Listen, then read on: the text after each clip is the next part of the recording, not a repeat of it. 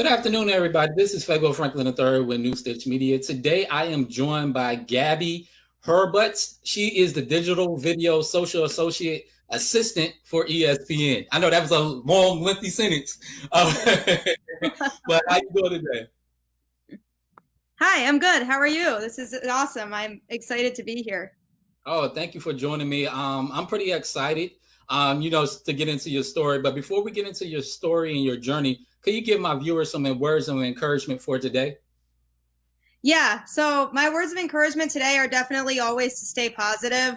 I know that times are really tough right now and that everybody's going through some things, but just know that there's always positives to take out of every day, and every situation will always get better, even if it doesn't seem like it will at the time.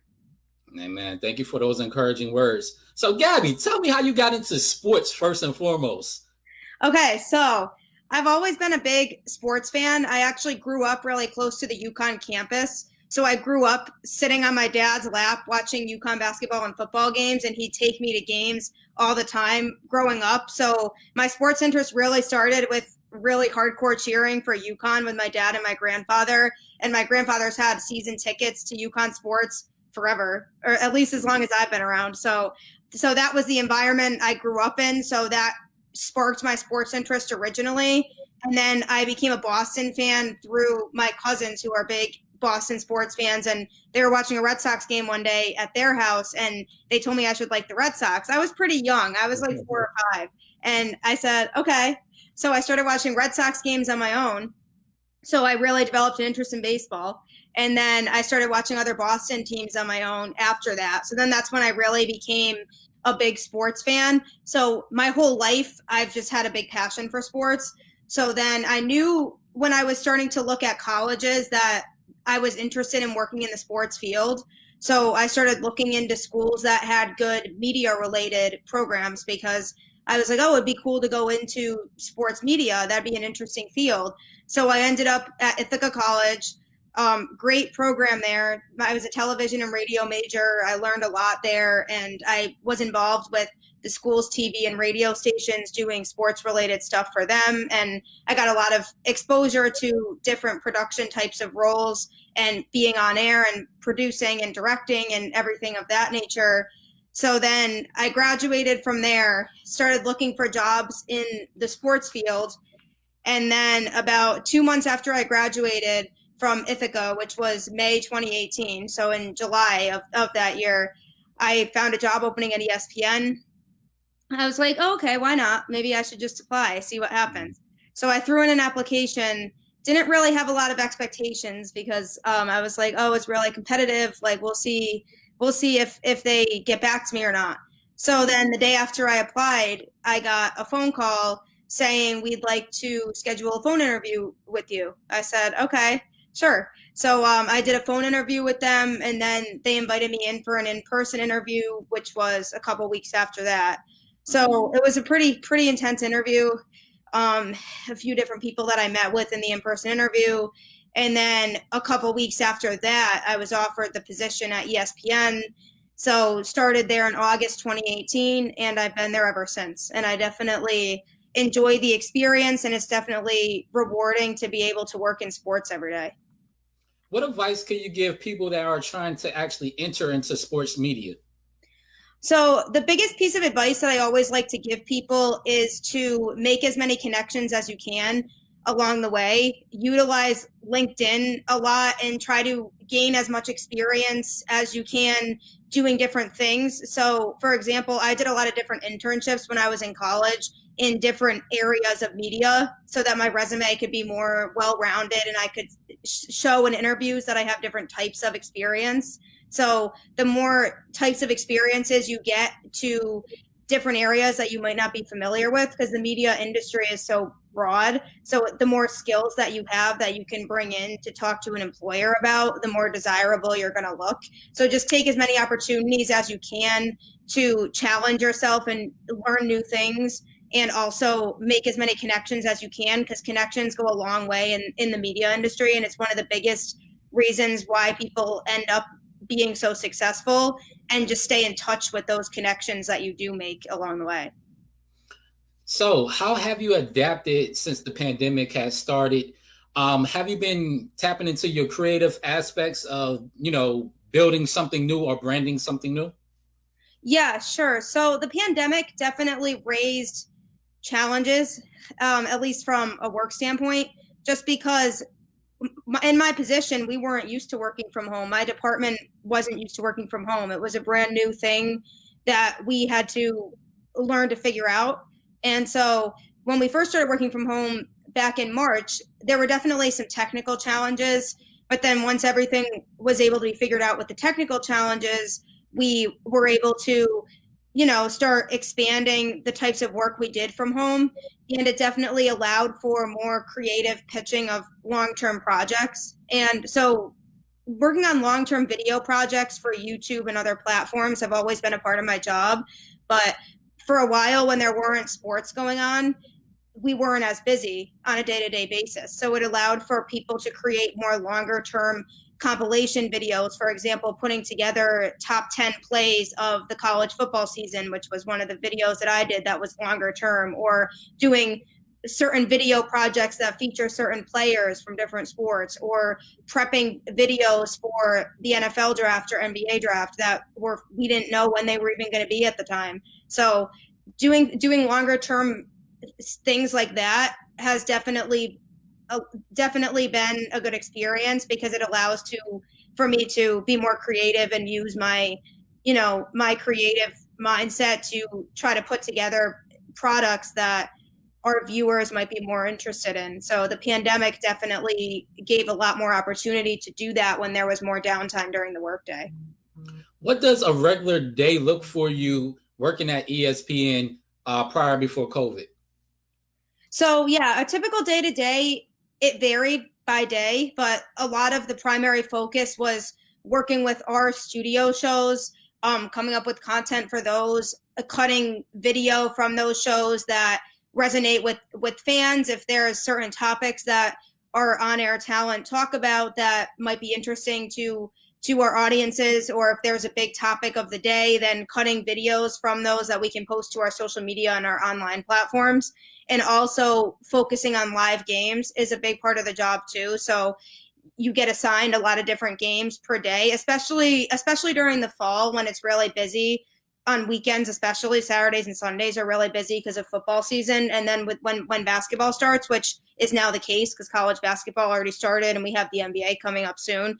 With all of that taking into consideration, on weekends, our assignments are filled pretty much with watching live games, picking out what the most important plays or most important moments from those games are, and piecing them together to basically tell stories to viewers. And we have to cut shorter form videos for online platforms, and then longer form highlight videos or YouTube type videos that basically connect with the fans. So it's really important to understand the key players and key roles and key teams in all the sports and events that you're assigned to, and knowing which types of content drives viewers the most to want to watch those videos. So it's a lot of video editing, and it's a lot of quick content that has to get out really fast. And it's a lot of being knowledgeable of, if I were an average fan, what types of content would I want to see out there? What does it mean to you that women are starting to get more opportunities in different sports organizations, as well as a woman being a vice president now?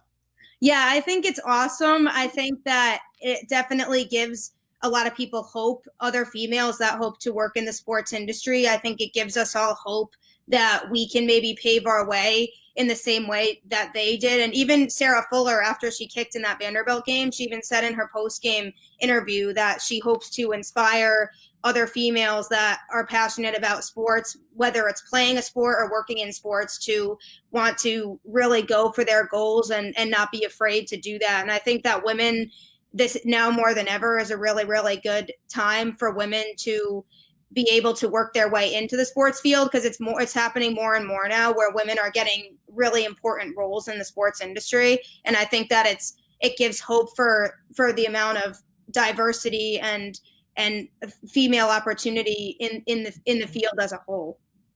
So you have a podcast called Boston Ballin'. Yeah. What does that entail? And tell my viewers a little bit about your podcast. Yeah, sure. So I just launched my podcast a couple weeks ago, got an episode out there. So it was a kind of an idea that I had going for a while, just hadn't had an opportunity to really take action on it. But with me being a really big, passionate Boston sports fan, I wanted to have a platform for me and others to be able to voice their opinions on certain things and be able to have my own structure and have that freedom and creativity to really show my passion. So I started this podcast called Boston Balling, and basically it centers around the latest in everything in professional Boston sports. So basically I'm trying to have guests every week is my hope, that are just as passionate about sports as I am, and hopefully can give their opinions on different things and their outlooks, and hopefully really give as many different people the opportunity to have a platform to voice their thoughts on different things as possible. And so I'm hoping that the more that people are interested in listening to it, the more that it draws people to want to participate and have their voice in it. And I always tell people, you don't have to be a Boston fan in particular to listen to the podcast or enjoy the podcast, because you could be a sports fan but know certain things about Boston teams and how they could improve, or thoughts on certain things or progress that they're making or what have you. And you don't have to be a Boston fan to do that. I have a lot of friends that aren't Boston fans that already have enjoyed listening and are looking forward to hearing it every week. So anybody that is a sports fan, I think hopefully could appreciate the idea of the whole podcast. So I'm just hoping that the more that I can develop it and grow it, the bigger of an audience I can develop too. And your perspective, who won the NBA free agency? Well, I think that there's a few teams that we should keep in mind here, but definitely not my Celtics. They've been really, really disappointing and quiet this offseason. I think the Wizards have something decent going. I think that they can be really, really good next year and in future years. I think that they have a really, really good program there, and I think their rebuild is really, really strong, and I think that they have a lot of talent there. I think that there are certain other teams that I think that it could be looked out for too. I think Miami's another big one that I think is going to be really good once again. They were really good last year, but they're only getting better, which is scary for the East. I mean, obviously the Nets are up there now that they have both Kyrie and KD returning, and the additions that they have now. So I think that there's quite a few teams that definitely have made a lot of really good moves to kind of transform their teams. I think even the Bucks are another one that made some moves there too, and especially with them, I think not knowing exactly what Giannis's future is there, I think that it was smart of them to try to kind of build their team in a sense that he might not be back. So I think that there's a few teams that definitely stood out to me, but overall I think it's going to be a really, really interesting year, because I think there's some teams that could be surprisingly really good this year. So what is actually going wrong with the Boston Celtics? What other piece do they need to have to get to that next level? Yeah, I think it's a couple things. First of all, that they really don't have a reliable center. So I think that that's kind of a missing piece. I am a little bit concerned about the beginning of the season, because Kemba's not going to be there for the beginning of the season. So I'm not sure exactly how that's going to go. And I also think that they lack a little bit of depth compared to a lot of other teams too. And they have a great starting five, but then they don't really have a bench to turn to like a lot of other teams have. And I think that that's going to be an issue. And they've been able to rely on the talent they have in their starting group thus far, but that can only get you so far. And if they really are serious about making a finals run, then they're going to need to try to develop their bench a little bit more. And I was hoping that they would do more than they've done so far this offseason. But it seems like they're still trying to, work with what they can. And especially now that they don't have Gordon Hayward anymore, I think that that's going to prove to be more of a problem than people might think it is. And I think that they are going to realize that there's a missing piece there. And I think that it's not super. I think it can go both ways with Gordon Hayward in terms of how people feel about it, just because of his injury history. So I think that some people are like, oh, I'm happy he's gone. Like, they can take him. But in other ways, his talent when he was actually playing was there. So I think that, and he was an asset to the team. So I think that that's going to be a noticeable difference too. So I think that those couple things are what needs to be adjusted. And I think that Danny Ainge is being a little too kind of, conservative when it comes to the way that he handles trade opportunities and everything like that this offseason, because I think there's a lot of other teams that are just going for it and going all in. Like, I mean, the Rockets trading big name players. So I think that, and even still might trade James Harden. So I think that they're not really exactly headed in the direction that they should be heading in. And yeah, do they have the talent to still be in the postseason this year? Probably, just because of the talent that they do have. But it's definitely still, they need to do more if they're really serious about making a finals run. Now we're going to switch it into football. I know on your podcast, I saw that you was talking a little junk about Cam Newton and your Patriots from time to time. What else do the Patriots need to do in order to be a playoff contender next year? I don't think that they're going to make the playoffs this year. Of course, they just finally made it to the 500 mark, which they beat the Chargers in a very dominating fashion, 45-0. But what other pieces do y'all actually need in order to take that next step to get back to playoff contention? This is something that I've been talking about with a lot of people, and it's pretty frustrating to look back on this season and everything that happened with them, because they've been through a lot this year, with the COVID stuff and them getting their facilities shut down, not being able to practice, and everything with Cam having to learn the system and everything else, and not having a lot of offensive weapons to work with. And I think it's honestly surprising that they're at 500 right now, considering all of that. And it just goes to show that the coaching is still there, because Belichick's making it work despite the lack of talent that he has. And I think this could be a different story. I think if they beat the Texans, I think if they had won that game, they still could possibly be going to the playoffs this year. But they basically would have to win out in order to go to the postseason this year. But I think that one thing that needs to be considered is that they don't really have a reliable tight end. And the receiving core, I think, needs to still be fixed, because there's been people that are underperforming. And I mean, granted, there's been injuries, like, Julian Edelman's injured. And that's a big one. And then, they have some other players injured too, like now Rex Burkhead. So there's key players that are injured, but N'Keal Harry is not panning out to be how he was supposed to be when they drafted him. And I mean, he was pretty good at Arizona State, so he was supposed to be a lot better than he's playing now. And so I think that if they consider dropping him if he doesn't start to improve.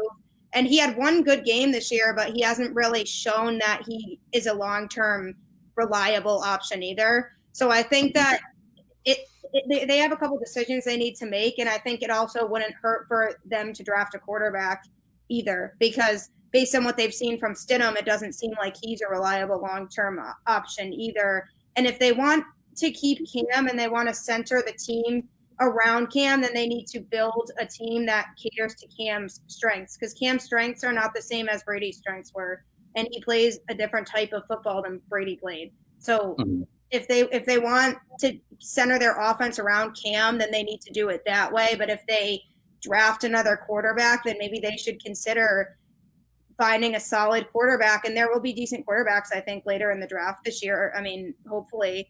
And if they can utilize their draft picks this year, then they can figure out what they need to do. Because I think they have some of the pieces. And also, I mean, the defense has been inconsistent, and that's obviously true too. But I think that they have some of the pieces that they need, and they do have some players that seem to be developing into something that could be really good, like Demir Bird and Damian Harris and other players like that. But I think that they need to really sit and evaluate where exactly their weaknesses lie, and a lot of that is on the offensive weapons, the receiving core, not having a solid tight end. And I think that with Cam, it is really easy to blame Cam for all of the Patriots offensive struggles, like a lot of people are doing. A lot of people are like, oh, like it's just because Cam's bad and like he wasn't good in Carolina, and he's still not good now. But it's hard to come into a system in your first year and have to learn that system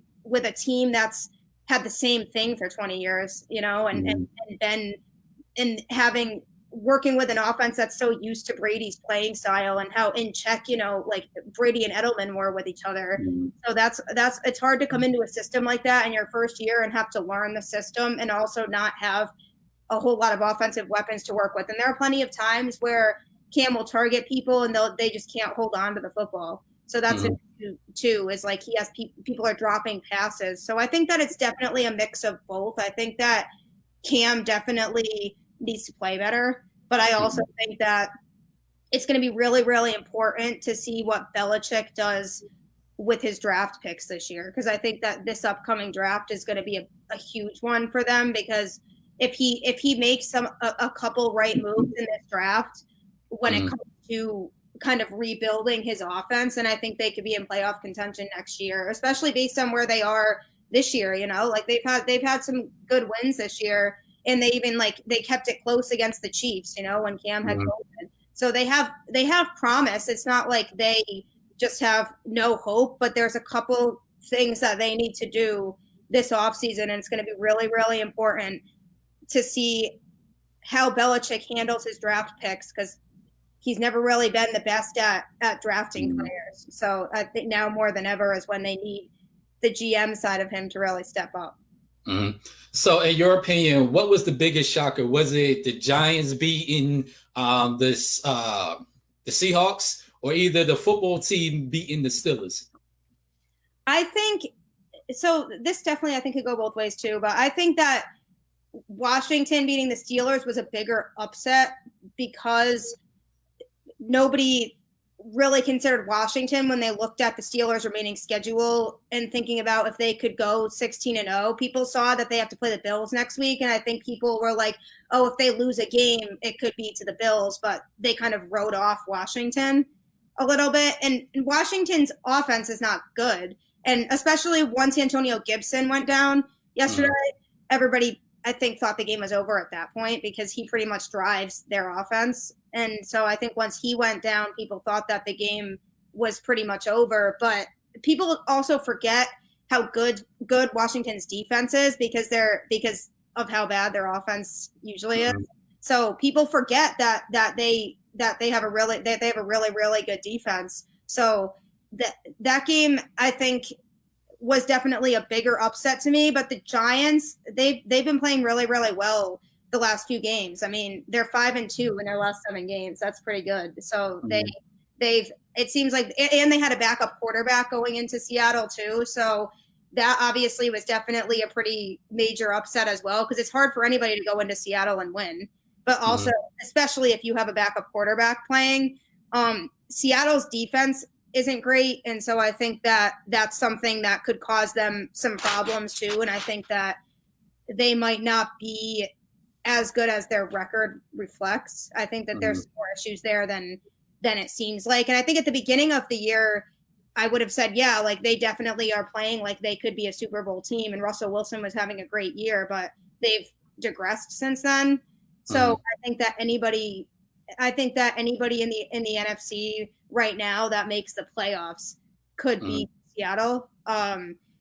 So I think that both of those games were really big upsets, and I think that whoever ends up coming out of the NFC East, I think that teams should be nervous to go and travel to whatever stadium that ends up being, whether the Giants or Washington comes out of that division, because I think that they're starting to play a little better now, and I think that if they can really click, both the Giants and Washington have pretty solid defenses. So if Daniel Jones comes back and the Giants win the division, then I think that they could cause some more problems than people think that they could. So I think that it's going to be a really, really interesting end, and that division could come down to the last week based on their strengths of schedules going forward.